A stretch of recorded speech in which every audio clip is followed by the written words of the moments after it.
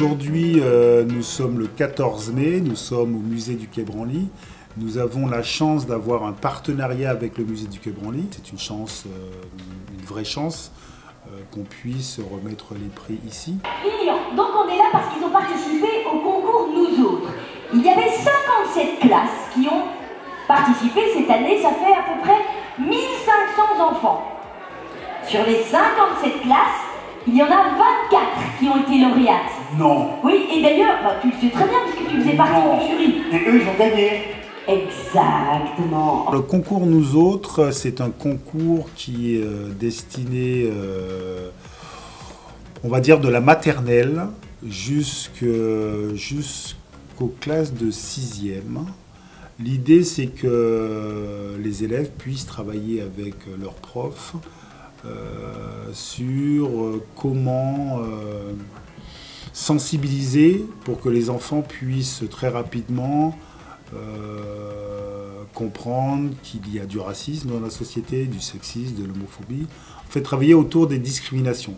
Donc ça peut être des vidéos, ça peut être des sculptures, ça peut être des dessins, ça peut être des poèmes, ça peut être des chants.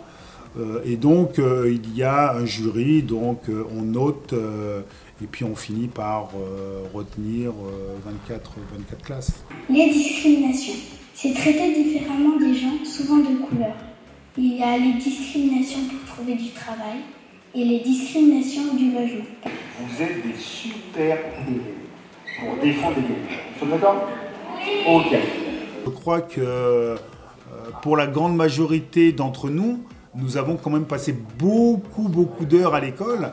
Et donc si on peut sensibiliser les enfants à travers un travail scolaire, je pense qu'il faut pas hésiter. D'ailleurs, j'essaie de remercier dès que je le peux les professeurs parce qu'ils jouent un rôle incroyable et c'est une chance incroyable d'avoir des professeurs qui vous sensibilisent à quelque chose de très important. Si vous êtes là, c'est que vous avez des professeurs qui vous aiment énormément. Vous savez ça ou pas? D'ailleurs, on va faire du bruit pour les profs, pour montrer à quel point vous les aimez. 1, 2, 3, bruit. Il faut faire très attention parce que parfois, lorsqu'un enfant est discriminé, cet enfant peut porter une souffrance tout au long de sa vie. Je pense qu'il y a beaucoup de personnes qui ne se rendent pas compte qu'être discriminé, souffrir du racisme, c'est un traumatisme. Et ce traumatisme peut vraiment abîmer les enfants. Et la lutte contre les discriminations, aujourd'hui, je pense qu'on en parle. Et je pense qu'il faudrait faire le lien avec le harcèlement. Parce que très souvent, on dénonce le harcèlement. Et dans le harcèlement, on ne met pas, par exemple, le racisme. Vous voyez, ou le sexisme, l'homophobie. J'ai l'impression, en tout cas, qu'il faut rappeler que le racisme, oui, c'est du harcèlement.